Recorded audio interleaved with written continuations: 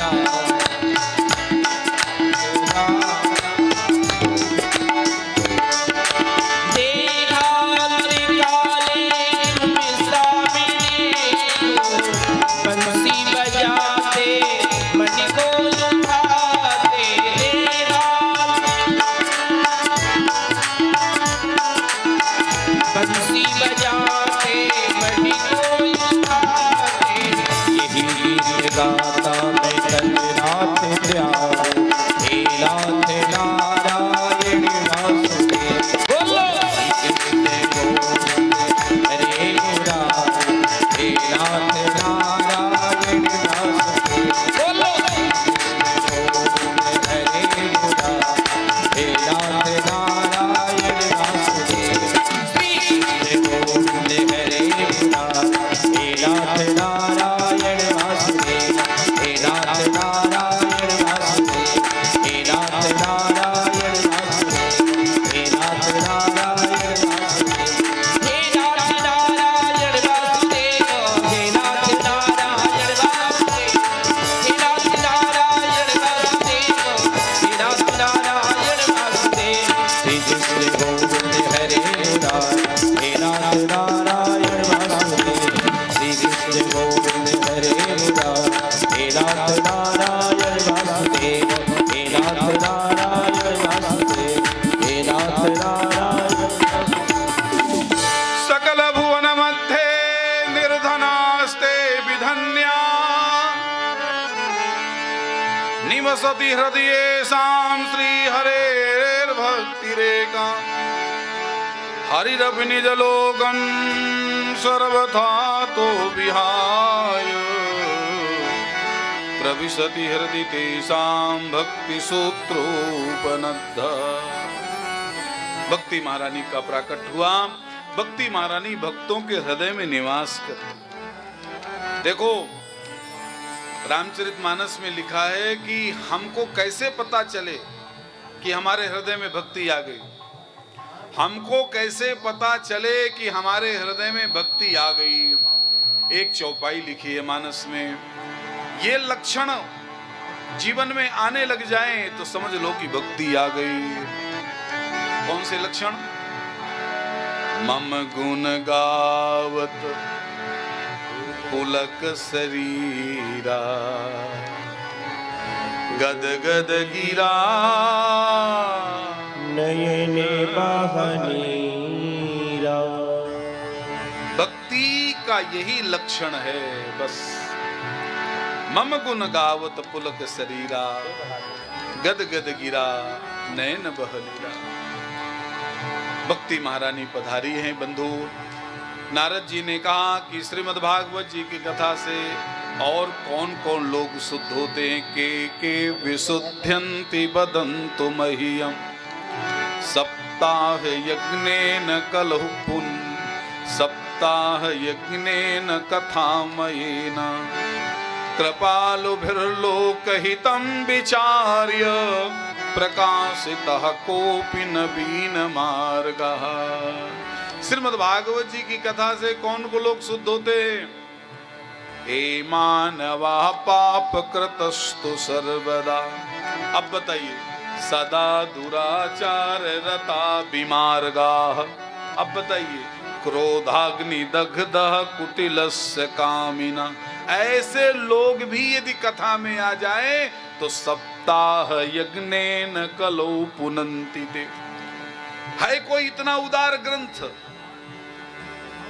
कि ऐसे बड़े बड़े पापी भी बंधु श्रीमद् भागवत जी की कथा। पंचोग्र पापाक्षल छदमकारिणा, क्रूरा पिशाचा इव निर्दयाश्चये, ब्रह्मास्व पुष्ट्वा व्यभिचारकारिणा, लेकिन सप्ताह यज्ञेन कलौ पुनन्ति ते।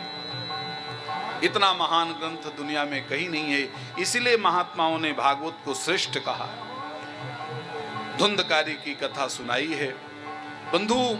धुंधकारी भी बहुत बड़ा प्रेत था, बहुत बड़ा प्रेत। प्रेत नहीं, महाप्रेत था धुंधकारी। महाप्रेत क्यों हुआ? इसलिए इसको महाप्रेत कहा गया क्योंकि बंधु गोकर्ण जी महाराज ने गया में पिंडदान किया। गया में पिंडदान करने से सभी प्रेत मुक्त हो जाते, ऐसी मान्यता है। लेकिन धुंधकारी ने कहा भैया मैं मुक्त नहीं हुआ। तो गोकर्ण जी ने कहा कि गया में पिंडदान करने से तो वहां के पंडे कह रहे थे कि गया में कोई भी पिंड कर दो तो सभी प्रेत योनि से मुक्त हो जाते हैं। तो तुम क्यों नहीं मुक्त हुए? बंधु, इस बात को बड़ी गहराई से समझ लीजिए कि गया की महिमा यहाँ कम नहीं है। गया श्राद्ध से धुंधकारी का मोक्ष क्यों नहीं हुआ? क्योंकि वो कहानी हमको बताने की जरूरत नहीं है, आप सबको पता है।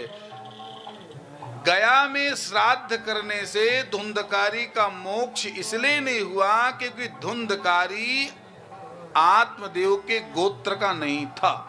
बस कथा को विश्राम देंगे, कथा को विश्राम देंगे केवल इतना बता करके कि धुंधकारी का मोक्ष क्यों नहीं हुआ, क्योंकि धुंधकारी पंडित आत्मदेव शर्मा के गोत्र का नहीं था। क्यों? क्योंकि आत्मदेव शर्मा जी की जो पत्नी थी धुंधली, वो अपनी बहन से अपना बच्चा मंगाया था, इसलिए गोत्र नहीं था। इसीलिए कहते हैं अपने गोत्र से ही पिंडदान कराना चाहिए, अपने गोत्र से ही तर्पण कराना चाहिए और अपने गोत्र से ही दाह संस्कार कराना चाहिए। सेवा कोई करे, लेकिन जब दाह संस्कार का नंबर आए तो गोत्र का ही काम आता है। अंत में धुंधकारी ने कहा कि देखो भाई, मेरा कल्याण गया के श्राद्ध से नहीं होगा, पिंडदान से नहीं होगा, और कोई उपाय करो। तब गोकर्ण जी ने कहा मैं क्या बताऊं, मैं क्या उपाय करूं?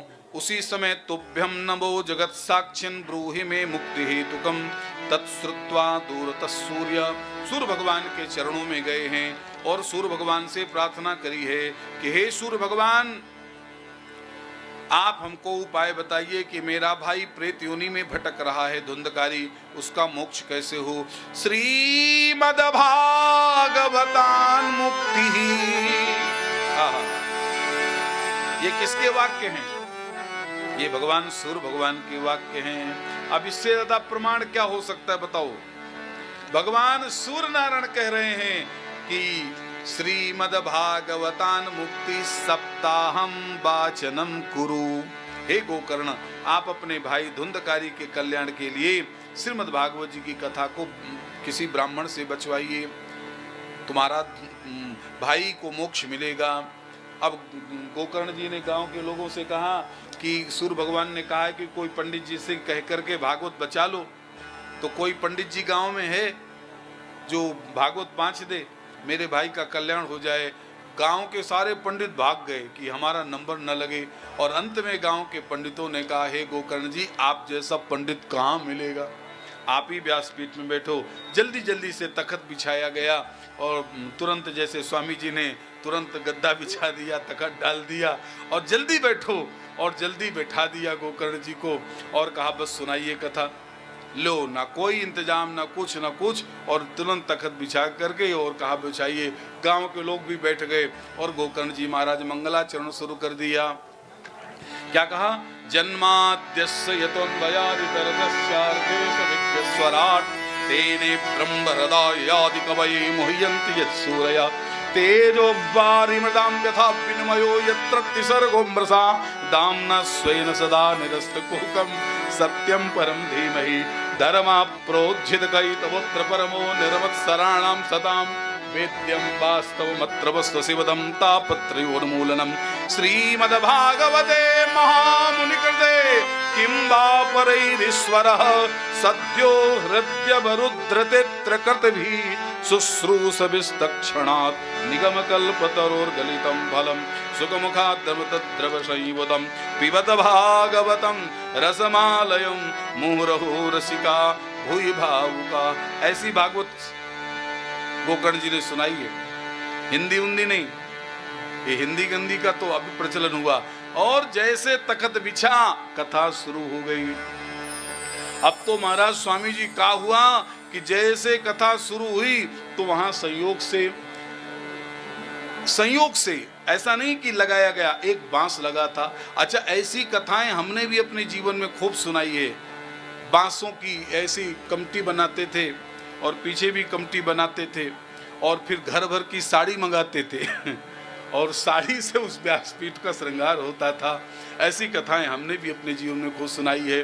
तो बंधु, अब तो महाराज क्या हुआ कि जहाँ कथा पूरी हुई पहले दिन की, रिंकू भैया, जैसे पहले दिन की कथा पूरी हुई जल्दी जल्दी कथा शुरू हो गई, और कथा जहाँ विश्राम हुई तो बांस में जो गांठ लगी थी एक गांठ चटक गई, फूट गई।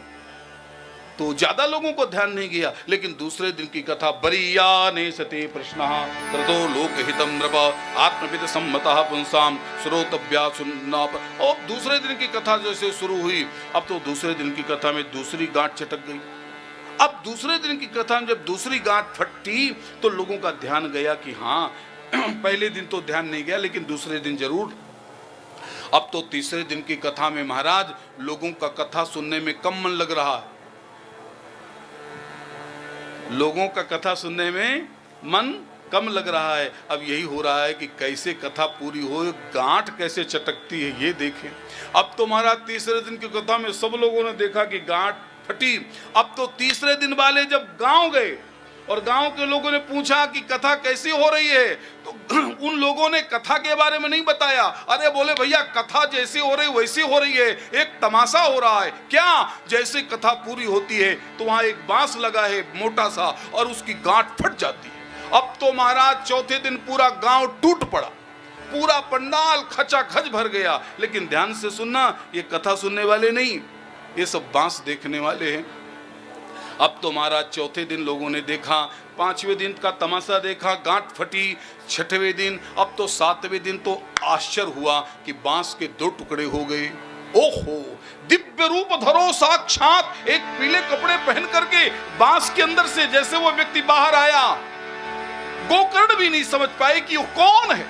गोकर्ण जी ने पूछा, को हम आप कौन हैं? तब उसने रोते हुए कहा, अहम भ्राता तुदीयोस्मि धुंधकारी इति नामता, मैं तुम्हारा भाई हूं धुंधकारी। अरे तू तो प्रेत योनि में था, तुझे ये सुंदर काया कैसे मिली? तब उस धुंधकारी ने रोते हुए कहा कि श्रीमद् भागवत की कथा ने मेरी काया को बदल दिया, मुझको प्रेत योनि से छुटकारा दे दिया। हे गोकर्ण, भाई मिले तो तुम्हारा जैसा भाई मिले, भाई जीवन में किसी को मिले तो तुम्हारा जैसा मिले। तुमने मेरा कल्याण कर दिया। गोकर्ण के भी आंख में आंसू आ गए कि मैंने धुंधकारी को मोक्ष दे। धुंधकारी, अब तुम कहां जा रहे हो? तब धुंधकारी ने कहा, गांव के बाहर भगवान ने मेरे लिए विमान भेजा। विमान? चलो चलो चलो चलो, आज हम भी विमान देखें। अब पूरा गांव विमान देखने गया। धुंधकारी विमान पर बैठे, सब लोगों ने विमान को प्रणाम किया। अब देखो, ध्यान से देखिए, गांव के कुछ चालाक लोग, गांव में बड़े कुछ लोग तो चालाक होते ही, सब जगह चालाक होते हैं। गांव के कुछ चालाक लोगों ने, चालाक माने वो 90-100 वाले, बुद्धि लगाई कि इससे अच्छा मौका कहाँ मिलेगा, गांव में बढ़िया विमान आया है, हम भी बैठ के चले चले। इसलिए कहा, रोको रोको रोको, हम भी चलेंगे। विमान की चलाने वालों ने कहा, देखो भैया, विमान में केवल 2 ही सीट है। कौन, किसके लिए? एक तो धुंधकारी जी के लिए सीट है और दूसरी गोकर्ण जी चलना चाहें तो गोकर्ण जी बैठे हैं। क्यों? विमान में बैठता कौन है? बोले विमान में वो बैठता है जो भागवत कथा सुनता है। तो भागवत कथा तो हम भी सुनते हैं, सुने, पूरा पंडाल भरा रहता था। आहा हा हा। भगवान के पार्षदों ने कहा, कथा में तो पूरा पंडाल भरा रहता था, लेकिन कथा सुनने के बाद निनिध्यासन। बंधु, कथा का चिंतन, तुम लोगों ने कथा का चिंतन नहीं किया, तुम सब लोगों ने बांस का तमाशा देखा है, कथा तो केवल धुंधकारी ने सुना। इसलिए अब तो महाराज विमान लेकर धुंधकारी को चला गया, लेकिन गांव के लोगों ने गोकर्ण जी के पैर पकड़ लिए। कहा, हे गोकर्ण जी, एक कथा आपने अपने भाई के कल्याण के लिए सुनाया, अब एक कथा आप हमारे कल्याण के लिए सुना दो। तब गोकर्ण जी ने बंधु दूसरी कथा श्रावण के महीने में सुनाई है और उसी तरह कल्याण हुआ। अयोध्या वासिनः पूर्व यथा रामेण संगता, जैसे भगवान राम जब साकेत धाम जाने लगे तो सारी अयोध्या को लेकर के साकेत धाम गए, ऐसे ही गोकर्ण जी महाराज ने भागवत कथा सुना करके पूरे गांव के लोगों को मोक्ष दिया। भगवान कृष्ण के स्वधाम गमन के कलयुग के लगभग 30 वर्ष से कुछ अधिक बीत जाने पर भाद्र मास शुक्ल नवमी को भगवान सुखदेव जी ने महाराज परीक्षित को कथा सुनाई है। और कलयुग के लगभग 200 वर्ष बीत जाने में आषाढ़ शुक्ल नवमी को गोकर्ण जी ने धुंधकारी को कथा सुनाई है। और सुनो, आषाढ़ के बाद सावन में गोकर्ण जी ने अपने पूरे गांव के लोगों को कथा सुनाई है। कार्तिक शुक्ल नवमी को सनकादियों ने कथा सुनाई है नारद जी को। इस प्रकार से कथा का फल है। बस एक शब्द बोल करके हम लोग कथा को विश्राम दें कि जीवन में हम लोगों को भी कभी कथा सुनने का समय मिले या सौभाग्य हो, तो यदि सकाम भाव है तो दैवज्ञम तु समाहूय मुहूर्तम प्रक्षयत्नतः, और यदि निष्काम भाव है तो सदा सेव्या श्रीमद् भागवती कथा। सकाम निष्काम समझ गए ना। यदि कोई कामना है तो फिर मुहूर्तम, और यदि कोई कामना नहीं है तो चाहे जब बैठ जाइए, जब सुना दीजिए। अब वक्ता कैसा हो ये भी लिखा है। विरक्तो वैष्णवो विप्रो वेद शास्त्र विशुद्धिकृत, ये सब वक्ता के लक्षण हैं। दृष्टांत कुशलो धीरो वक्ता कार्योत निष्प्रहा, इसी तरह श्रोता के लक्षण हैं। अब यहाँ श्रोता और वक्ता के नियम भी बताए हैं कि वक्ता क्षौरम, ये जो क्षौर कर्म है ये ना कथा सुनाने वाले को करना चाहिए और न मुख्य जजमान परीक्षित को करना चाहिए। बंधु, कथा विघ्न विघाताय गणनाथम प्रपूजयेत, रोज गणेश जी का स्मरण करना चाहिए। और भागवत में बैठने से पहले भागवत से प्रार्थना करना चाहिए कि संसार सागरे मग्नम दीनम माम करुणानिधे कर्म मोह गृहीतांगम माम उद्धर भवर्णवात। अब देखो, जो आपको कथा सुनाने आया है, आहा कितनी बढ़िया बात लिखी है, जो आपको कथा सुनाने आया है सुख रूप प्रबोधज्ञ सर्वशास्त्र, वो हमारे लिए भगवान सुखदेव जी का स्वरूप है, उसका ऐसा स्मरण रखना चाहिए। अब भोजन क्या करना चाहिए ये तो बताओ, तो ये कठिन है। भागवत में जो लिखा है बहुत कठिन है, ये नियम बहुत कठिन है। यहाँ पर लिखा है कि 7 दिन कथा सुनाने वाले को और कथा सुनने वाले को घृत पानम, केवल घी ही पीना चाहिए। तो मुझे नहीं लगता है कि कलयुग में कोई कथा सुन पाएगा। अरे घी पीने की छोड़ो, डॉक्टर चुपड़ने को तो मना किए, पिएगा कौन? तो बोले पयः पानम, दूध पीजिए। बोले दूध भी नहीं पी सकते तो फलाहारेण, दिन भर फलाहार रह लीजिए, रात को भोजन कर लीजिए। अब देखो यहाँ ये भी लिखा है कि यदि कोई शरीर में दिक्कत हो तो नोपवासः, कोई उपवास की जरूरत नहीं है। और यदि शरीर में सामर्थ्य है तो उपवास करना चाहिए। हमें भी अचानक स्मरण आया कि वैसे तो हर जगह होता है, लेकिन ये प्रयागराज की भूमि में और एक पूज्य संत के चरणों में बैठकर और उनकी पावन उपस्थिति में ये कथा हो रही है, तो हमने रिंकू भैया से कहा कि आप भी व्रत रह लो और हम भी व्रत रह लें, और दिन भर व्रत रह करके और भगवान की कृपा से रोटी ना खा करके और शाम को प्रसाद पा लिया जाए। ऐसा यदि बन जाए तो फिर इसके बाद लिखा है विष्णु दीक्षा विहीना नाम, कथा सुनाने वाले को और कथा सुनने वाले को दीक्षा ले लेना चाहिए। और 7 दिन क्या करना चाहिए ये बताना बहुत जरूरी है, क्योंकि बता दें स्वामी जी, बता देना, क्योंकि सुबह वाला दृश्य देख चुके हैं। कामम क्रोधम मदम मानम मत्सरम लोभमेव वा दंभम मोहम द्वेषम दूरेच्छ कथावृत्ति। 7 दिन कथा सुनाने वाले को और कथा सुनने वाले को क्या क्या त्याग देना चाहिए? एक तो कामम, काम माने ब्रह्मचर्यम। क्रोधम, बिल्कुल क्रोध नहीं करेंगे। कोई क्रोध दिलाएगा भी तो क्या करना चाहिए? ऐसे गिनना चाहिए 17, 18, 19, 20, 21, 22, 23, 24 तारीख को देख लूंगा। मतलब ऐसे गिन के, जैसे कोई गुस्सा दिलाए कथा के समय तो गिन लेना चाहिए, और कहना चाहिए रुक 24 तारीख को देख लूंगा। और बंधु, क्रोध को कोई टाल दे फिर क्रोध आ ही नहीं सकता। बस क्रोध को टाल देना चाहिए। जैसे स्वामी जी सुबह बड़ा अच्छा उपदेश दे रहे थे, क्रोधम मदम मानम मत्सरम, लोभम, दंभम, मोहम, बहुत बहुत लिखा है ये सभी। और सबसे अच्छी बात है निंदा। और इस तरह से कथा सुनाने वाले को, कथा सुनने वाले को और सामान्य श्रोताओं को भी ये नियम है। और 7 दिन भगवान की खूब कृपा से ये कथा सुनना चाहिए, सुनाना चाहिए। और सभी विषयों पर चर्चा करते हुए आज की कथा को यहीं विश्राम दें। 2 बार सब लोग बोलिए श्रीमन नारायण नारायण नारायण। श्रीमन नारायण नारायण नारायण। भजमन नारायण नारायण नारायण। भजमन नारायण नारायण नारायण। भजमन नारायण नारायण नारायण। भजमन नारायण नारायण नारायण। श्रीमन नारायण नारायण नारायण। श्रीमन नारायण नारायण नारायण। भजमन नारायण नारायण नारायण। भजमन नारायण नारायण। बोलिए लक्ष्मी नारायण भगवान की। कल से 5 मिनट, 10 मिनट, 15 मिनट जितना स्वामी जी आशीर्वाद दे सके। कथा के बाद में 15 मिनट, 10 मिनट कोई समय का नहीं है।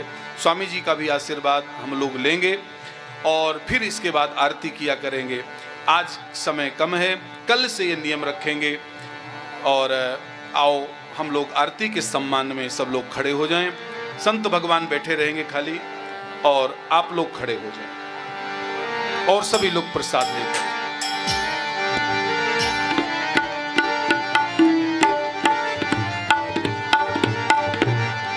बाके बिहारी तेरी आप भी आ जाएं। आरती गाऊं। बाके बिहारी तेरी आरती गाऊं। ए आरती गाऊं। आपको मनाऊं। आरती गाऊं। हेल दे लाला तेरी आरती गाऊं। बाके बिहारी तेरी आरती गाऊं। मोरे मुकुटे सिर पे सोहे।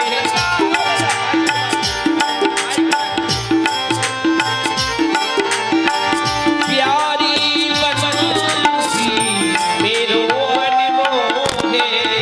प्यारी बन मेरो मन मोहे। यामुनी पे बलि बलि जाऊं। श्री बाके बिहारी तेरी आरती गाऊं। ए प्यारी रोशनी गंगा प्यारी। चरणों से निकली गंगा प्यारी। ए जिसने सारी हे हो दुनिया तारी। जिसने सारी दुनिया तारी। उन्हें चरणों हे हो शीश झुकाऊं। श्री बाके बिहारी तेरी आरती गाऊं। वो संग सोहे से भानी दुलारी। संग सोहे ब्रस भानी दुलारी। ए ललिता सखिया प्यारी। ललिता दिख सखिया प्यारी। वासे सदा